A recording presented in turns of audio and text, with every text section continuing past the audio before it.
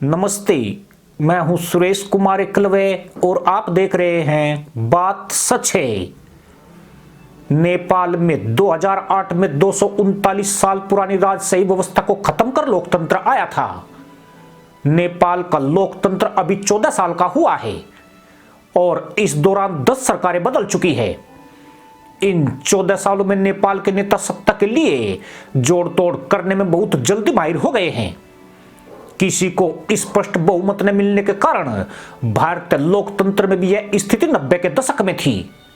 Communist party of Nepal यानी Maoist centre के नेता पुष्प कमल दहल ने अपनी बहुचर्चित कला का परिचय देते हुए फिर से प्रधानमंत्री बनने का समीकरण बना लिया है। 275 सदस्यों के सदन में 169 सदस्यों का समर्थन जुटाकर उन्होंने अपनी नई सरकार के लिए भारी बहुमत का इंतजाम भी कर लिया है। प्रचंड के प्रधानमंत्री बनने पर चीन ने बधाई देने में तनिक भी देर नहीं लगाई, मगर भारत की चिंताओं में इजाफा स्पष्ट महसूस किया जा सकता है, क्योंकि इस हिमालयी देश में ड्रैगन फिर से अपना गेम खेल गया है और जिस प्रचंड ने ओली से समर्थन लेकर उनकी सरकार गिरा दी थी, अब वे उसी की बदौलत नेपाल के प्रधानमंत्री बन बैठे हैं। वह भी तब जबकि चुनाव के दौरान उन्होंने केपी शर्मा ओली पर तीखे हमले किए थे और उनसे हाथ मिलाने से स्पष्ट मना कर दिया था। यानी इस पूरे ड्रामे की पटकथा नेपाल की बजाय कहीं और बैठकर तैयार हो रही थी। अब इस पूरे खेल में भारत परिचित था अथवा उसने अपनी ओर से अपने हितों के लिए प्रयास नहीं किए। आने वाले दिनों में इसके नतीजे नेपाल में जरूर दिखाई पड़ेंगे, क्योंकि अब नेपाल 2008 से पहले का नेपाल नहीं रहा है, बल्कि अब वह एक शैतान बच्चा बन चुका है जो आंखें भी दिखाता है और अंगूठा दिखाकर अपनी आवश्यकताओं को पूरा करने के लिए मजबूर भी करता है।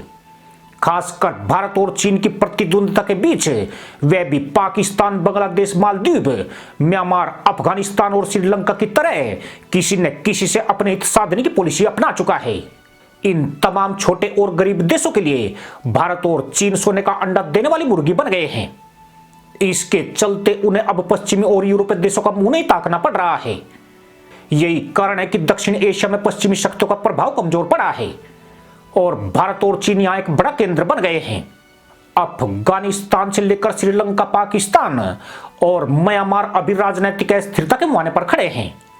इन देशों के हालात बेहद खराब दौर से गुजर रहे हैं। नेपाल में चुनावी प्रक्रिया के बाद सोमवार को प्रचंड नेपाल के नए पीएम बन गए हैं, लेकिन इससे इस पहाड़ी देश की मुश्किलें या यहां राजनीतिक अस्थिरता खत्म हो गई है, इसकी गारंटी कोई नहीं दे सकता है, क्योंकि नेपाल अभी भी वही है जिसे केपी शर्मा ओली 2021 में छोड़कर गए थे और भारत के लिए यह एक संतोष की बात है जो उसे धैर्य बनाने पर मजबूर कर सकती है, क्योंकि इस समय नेपाल जिस आर्थिक संकट में फंसा है उसे संभालना प्रचंड की सरकार के लिए आसान नहीं है। जिस वक्त काठमांडू में नई सरकार बन रही थी, तब उद्योगपतियों और व्यापारियों का संगठन federation of Nepali chambers of commerce industries ने सेव द इकोनॉमी यानी अर्थव्यवस्था बचाओ अभियान की शुरुआत की है। दरअसल नेपाल में वस्तुओं और सेवाओं का उपभोग तेजी से घटा है, जिस कारण उन्हें उत्पादन में कटौती करनी पड़ी है। इस वजह से फैक्ट्रियों को अपनी क्षमता के मुताबिक चलाना असंभव हो रहा है। इससे बिजली की मांग भी घट गई है, जिसका असर बिजली संयंत्रों पर पड़ रहा है। मांग में 70 से 80% तक की गिरावट आई है। महंगाई उच्च स्तर पर पहुंच गई है, जबकि देश में नकदी का अभाव बना हुआ है, जिसके चलते नेपाल मंदी की तरफ जा रहा है। यानी नेपाल भी पाकिस्तान, श्रीलंका, अफगानिस्तान, मालदीव और म्यांमार की स्थिति से कुछ अलग हटकर नहीं है। खास बात यह कि यह सभी देश चीनी कर्जों के बल पर प्रगति और खुशहाली के ख्वाब बीनने वाले देश हैं। यानी जब नेपाल के सामने ऐसी गंभीर चुनौती है, देश में एक ऐसी सरकार बनने जा रही है जो अनेक दलों के समर्थन पर निर्भर रहेगी। सरकार का नेतृत्व प्रचंड करेंगे, जबकि उनकी पार्टी के पास संसद के निचले सदन प्रतिनिधि सभा में सिर्फ 32 सीटें हैं। नए बने सत्ताधारी गठबंधन में 78 सीटों के साथ सबसे बड़ा दल कम्युनिस्ट पार्टी ऑफ नेपाल है। ऐसे में जाहिर है कि सत्ता की असली कमान केपी शर्मा ओली के हाथ में रहेगी। इसके चलते सरकार के टकराव की आशंका हर वक्त बनी रहेगी। यानी यह गठबंधन कभी भी टूट सकता है। सरकार में शामिल एक भी दल नाराज हुआ तो अस्थिरता बढ़ जाएगी और इस अस्थिरता का मतलब भ्रष्टाचार बढ़ना होता है, जिससे निवेशक हतोत्साहित होते हैं। जैसा कि आजकल पाकिस्तान में देखा जा सकता है।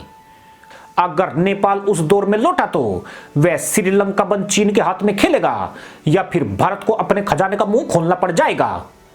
पर इन दोनों ही हालत में चीन को ज्यादा फायदा पहुंचेगा, क्योंकि उसे नेपाल की राजनीतिक अस्थिरता के बजाय अपने फायदे को लेकर ज्यादा चिंता है, जबकि भारत नेपाली जनता के भले के बारे में चिंतित है। राजनीतिक अस्थिरता ऐसा संकट है जिसने नेपाल के भविष्य को काफी नुकसान पहुंचाया है। सरकार का नेतृत्व बदलने के साथ सरकार की नीति भी बदल जाती है, जिसका कारोबारी माहौल पर बहुत खराब असर होता है। दूसरे देशों के साथ रिश्ते उलझ जाते हैं, जैसे कि नेपाल कभी भारत के पाले में कभी चीन की गोद में ज्यादा दिखाई दिया है।